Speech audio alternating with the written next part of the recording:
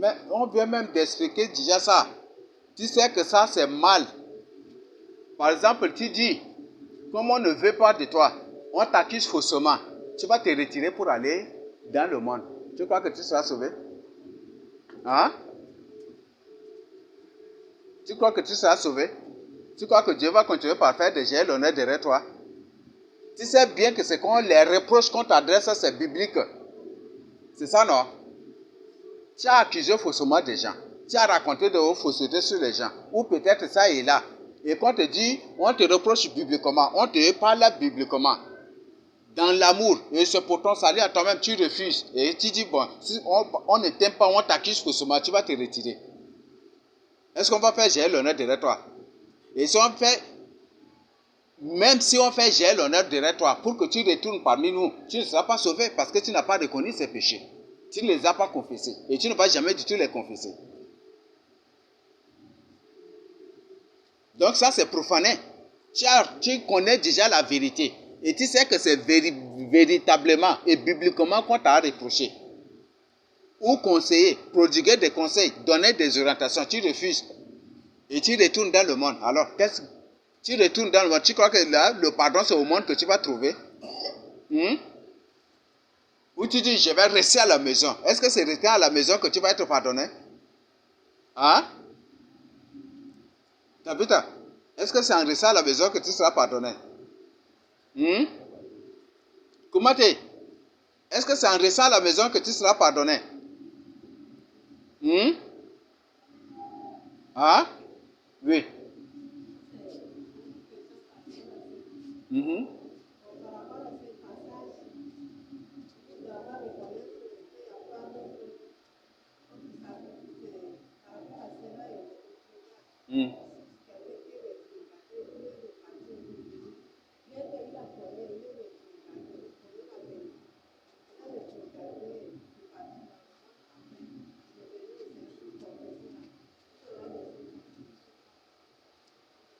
Il y aura, mais avec un châtiment. Quelque chose que tu sais très bien, tu fais. Et après, tu dis, j'ai fait et puis je vais demander pardon. Il y aura toujours des conséquences. Ça donne l'égalité au monde éternel. Ça donne l'égalité, ça donne un droit à l'ennemi. Dieu savait que refuser à la voix de Dieu, ça, j'ai dit Dieu. Jonas savait que, en tant que prophète, il sait, désobéir à Dieu revient à être puni. C'est ça, n'est-ce pas? Un jour, un prophète avait rencontré une personne. Frappe-moi. Et il a refusé. Comment je vais te... Il a refusé. Il dit, comme tu as refusé. Ainsi par l'Éternel, comme tu as refusé d'obéir à ma voix, tu seras frappé par un lion. C'est ça, n'est-ce pas? Et il était frappé aussi, non? C'était ça, n'est-ce pas? Nous avons plusieurs preuves dans la Bible.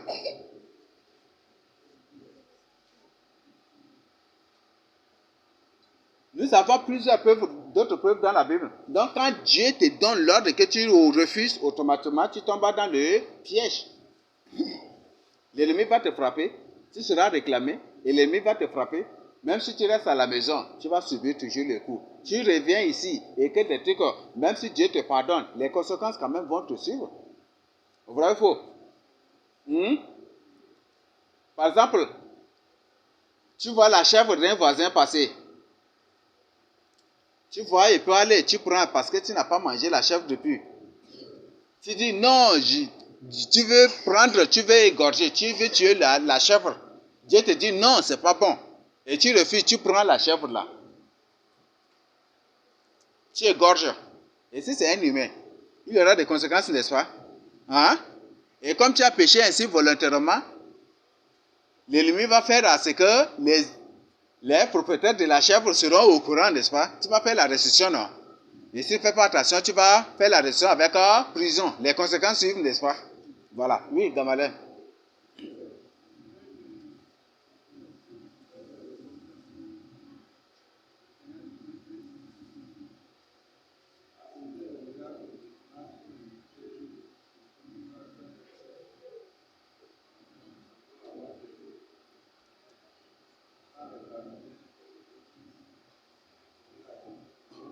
Oui, ça c'est vraiment capital. De même que Jonas a fait 3 jours et 3 nuits dans le ventre du poisson. Le Fils de l'homme fera 3 jours aussi, non? Et 3 nuits au sein de la terre. C'était ça, non? Oui. Donc, si Dieu, ne serait-ce que ça a pris l'exemple de Jonas, c'est pour parler de la désobéissance de Jonas. Donc, eux, ils veulent un miracle. Donc, comme ils refusent de croire à Dieu, comment d'obéir à Dieu, comment Jonas a refusé d'obéir à Dieu pour prendre le fuite, lui, il va mourir pour les pécheurs et le miracle, c'est sa résurrection qu'ils vont voir. Bon, je ne sais pas si vous comprenez mon langage. Hein? Donc, le fait que Jonas se fasse 3 jours et 3 nuits dans le ventre du poisson, c'est les conséquences de ses péchés, n'est-ce pas? Donc Dieu compare. Donc Dieu compare les pharisiens à ces Jonas-là. Et la résurrection maintenant symbolise aussi la victoire. Donc symbolise le Fils de l'homme. Donc il va mourir et il va ressusciter. Et ils vont voir cela et puis voilà. Ça va les surprendre, ça va les marquer. Mais c'est un fait. Et c'est ce qui va se passer. Ils verront, mais ils ne vont pas toucher. C'est ça, n'est-ce pas? Donc voilà, c'est dans ce contexte que le Seigneur parle aussi. Donc le Seigneur, c'est dans un contexte un peu différent. C'est dans la désobéissance, hein, c'est comme conséquence de ses péchés que Jonas était entre eux, que le poisson avait avalé Jonas. Donc ce n'est pas dans un bon sens. C'est bon? Donc si le Seigneur prend cet exemple, c'est pour comparer ça aux pharisiens. Il demande un miracle. Donc le miracle qui va se passer là, comme il refuse de désobéir, comme Jonas, lui, il va faire 3 jours et 3 nuits au sein de la terre. Et il va être ressuscité. Et ce n'est pas en tant qu'un pécheur, mais en tant qu'un saint. Même le Seigneur leur a dit, qui de vous me convaincra du péché, n'est-ce pas? Donc en tant que saint, donc c'est ça le miracle qu'ils vont voir. Oui. Ah, on risque d'aller un peu loin aussi. Par rapport à ces études bibliques là, même si nous lisons même dans les révélations, il a adressé des messages à des personnes particulières, mais ces personnes ont refusé. Et en ce moment, ils sont plus maintenant de ce monde. Ils ont connu que c'est la voie de Dieu. Ils ont connu qu'ils ont péché, que le Seigneur les a reprochés. Ils ont opté de ne pas faire la volonté du Seigneur après quoi, c'est la mort qui s'en est suivie. Donc cela vient même déjà confirmer le passage de Hébreux 10 verset 16, 27 que nous venons de lire. Et par rapport également à Dieu, que nous avons l'habitude de voir, nous le disons d'une manière ou d'une autre. Moi, personnellement, dans ma manière d'évangéliser, quand je viens devant une personne, la personne me reçoit. Je partage avec lui la vérité et puis il fait la philosophie. Il cherche à me démontrer qu'il connaît plus la parole de Dieu. Je prends mon temps, je l'écoute. Ensuite, je dis, est-ce que tu peux me permettre de poser une question pour lui? Est-ce que toi et moi, si nous n'allons pas au ciel, Dieu va cesser d'être Dieu? Je bloque la personne. Est-ce que sans toi et moi au ciel, Dieu va cesser d'être Dieu? Il dit non. C'est une grâce. C'est une grâce que Dieu m'a fait et il veut que tu entres également dans cette grâce. Donc parce que tu es plus important, je suis plus important que Dieu m'a envoyé pour faire j'ai l'honneur devant toi. Et quand je dis cela, la personne n'a plus rien à me dire. Elle va dire vraiment, je reconnais, j'ai mal agi. Donc je ferme également la bouche des gens par rapport à cela. Donc Dieu ne peut jamais faire Dieu l'honneur. Et quand moi-même j'évangélise, c'est pour le salut de mon âme. Si je n'évangélise pas, je ne peux pas devant le Seigneur. Donc je le fais parce que je dois le faire pour le salut de mon âme. Et je t'annonce. Donc pour dire que je cherche à me sauver, je vais vraiment te sauver. Donc Dieu n'a même pas besoin de toi et moi pour être Dieu. Et il faut qu'on comprenne dans ce sens-là. Et la personne me comprenne et puis moi, je peux me parler de ça avec lui. Je le donne au nom de Jésus.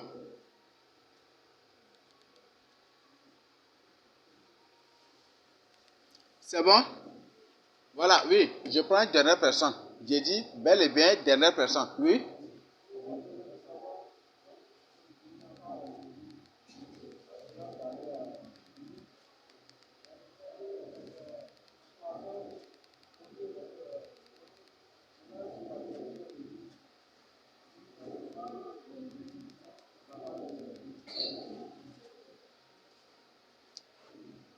Vous avez dit?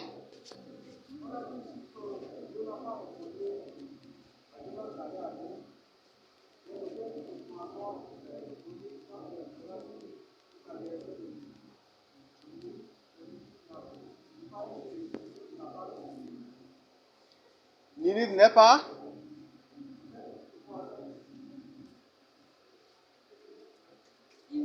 Hmm. Oui? Mhm.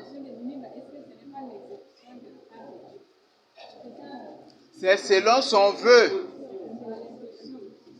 Ce n'est pas une imposition.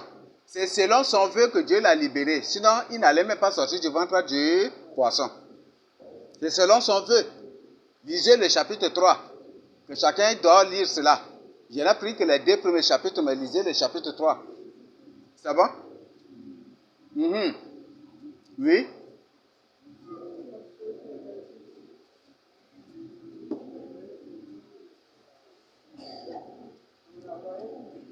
On vous avez un mégaphone? Oui? Uh-huh. Mhm.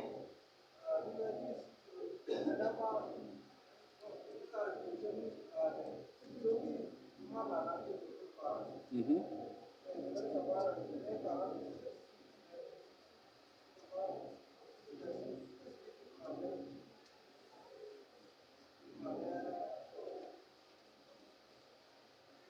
Un parent qui est persécuté.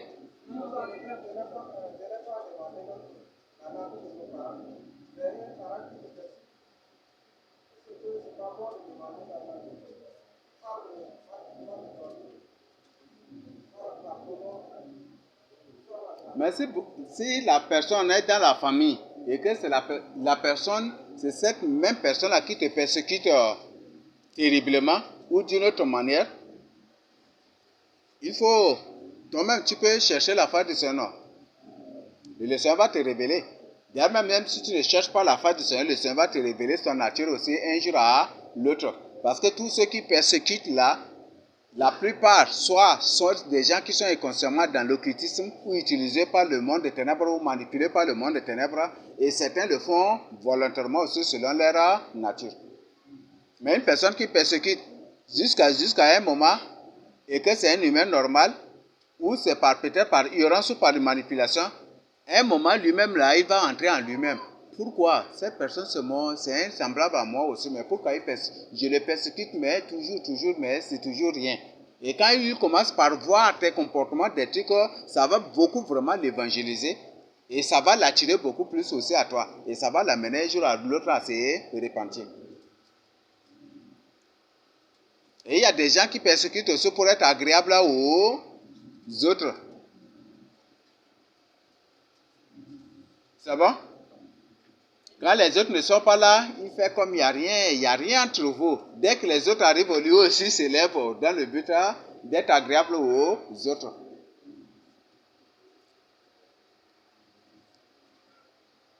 Voilà, si à autre chose, nous arrêtons à ce niveau pour... on a parlé de 15h30, mais maintenant nous sommes à 16h déjà, si le Seigneur Jésus. 17h. Voilà, on va s'arrêter à ce niveau. Si le Seigneur Jésus le permet, on va se rencontrer demain. Ça va? Voilà. Philbert, si la question te ténèbre, comment même là, tu nous attends après? Une confession? Tu peux le faire même après. C'est bon? Même pendant la Sainte-Sainte, tu peux faire. Voilà, nous arrêtons à ce niveau. Si ton frère te reproche, prends ces reproches-là au sérieux. Et ce n'est pas en te camouflant, ce n'est pas en te justifiant, ou ce n'est pas le fait que tes frères ou tes soeurs te justifient, te défendent, racontent de bonnes choses sur toi. Si tu vis dans le péché, tu offenses Dieu, tu conduis ton frère ou ton prochain, ou peut-être l'église de Christ au péché, que ça va te conduire au ciel. Ça fait de toi un ennemi juré de Dieu. Il y a des élus partout qui font cela. Et ceux-là, parfois qu'on a chassés, ceux-là qu'on a chassés du milieu de nous, il manipule les élites du milieu de nous, ou il manipule les élites qui sont dans... Il y a certains élites même là, parfois, il y a certains qui sont dans les provinces, il manipule certains là contre les élites de l'intérieur. Et c'est comme ça qu'ils développent ces stratégies. Et quand on les chasse, c'est Dieu qui nous révèle des choses. On les met dehors. Ou eux-mêmes tombent dans le péché. Quand ils ont honte déjà, ils ont déjà peur. Ils ont honte au lieu de reconnaître pour confesser. Il veut qu'on les justifie dans cela. Il veut qu'on les défende, on les glorifie dans cela. Et là, parfois, ça les fait peur, ça les fait honte, ça les fait peur. Après, ils se retirent. Par exemple, un cas. Je crois, Philippe, tu as appris le cas, non? À Kaurang. Tu as appris, n'est-ce pas? Et voilà, avec tout, voilà, parce que l'église a dit je suis sorcier, donc je vais rester à la maison. Alors que l'église n'a même pas accusé. Hein. L'église n'a même pas accusé. Vous voyez ça? À Baïli, même chose. À Mundu, même chose. À Pala, même chose. À Sar, même chose. Partout, même chose. Partout, je le dis, partout, même chose. Ici, en Djamena, même chose. Je peux même dire que c'est un peu pire encore. Vrai ou faux?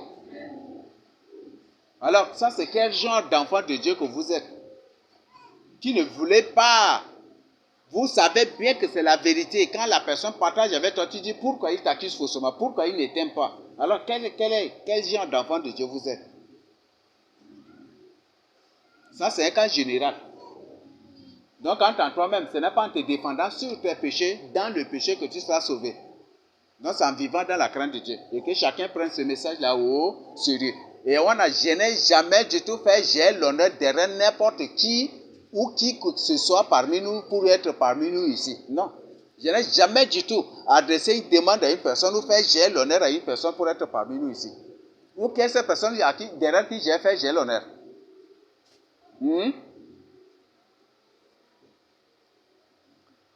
Un moment, Gamaliel venait, non?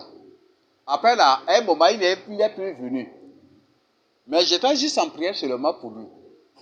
C'est ce que j'avais fait, non? C'est ça, n'est-ce pas? Et lui-même m'a reconnu. Après, il est revenu parmi les autres. C'est ça, n'est-ce pas? J'ai prié. Et chaque fois, il y a des informations, je lui envoie. Est-ce que le fait que je lui envoie des informations, c'est déjà l'honneur que j'ai fait derrière lui pour revenir parmi nous? Est-ce que c'est à tous ceux qu'on évangélise là est-ce que tous ceux qu'on évangélise qui doivent venir parmi nous ici à l'église? Ou le fait que Dieu me révèle des choses sur toi, là, que c'est déjà l'honneur que je fais. Le fait que je partage souvent ces choses avec toi. Voilà, c'est des choses. Des orgueils, c'est toujours, c'est ça leur langage. Et c'est ça là que vous allez trouver partout. Parfois, ils se retirent et ils veulent que les élus partent derrière eux, tels que les cas de Kelo, de Kaurang, de ça, partout. Ce n'est pas seulement, il y a des élus même de ça. Ils tombent dans le péché, ils ont honte, ils se retirent et ils veulent qu'on parte derrière eux d'abord des trucs. Eux-mêmes, ils ont honte. Ils savent qu'ils ont fait du mal et ils veulent qu'on fasse des gels derrière eux. Comment on va faire? Où la personne pêche et le fait que tu partages des choses avec lui, là, il croit que non, c'est des gels que tu fais. Tu es en train de faire malin qu'il vienne dans l'église. Est-ce que c'est ça? La personne veut que c'est Dieu qui veut que tu sois sauvé ou c'est la personne? Si je suis là pour les dîmes, pour les offrandes, je vais dormir dans la natte ici. Ou vous voyez des pasteurs qui dorment dans les nattes ou qui n'ont pas de maison. Ce n'est pas ces choses que je recherche. Et je ne chercherai pas du tout ces choses-là. Donc, prenez vraiment cela au sérieux. Si tu fais quelque chose, qu'on partage la vérité avec toi, accepte ce pour ton salut à toi-même. C'est dans ton intérêt à toi-même. Si Dieu me révèle des choses, je partage avec toi, c'est dans ton intérêt à toi-même. Donc, c'est ce que chacun doit comprendre. Je le partage ainsi au nom de Jésus-Christ. Amen. Comme Adrien n'a pas depuis longtemps parlé, nous lui demandons de prier pour clore l'étude biblique au nom de Jésus-Christ.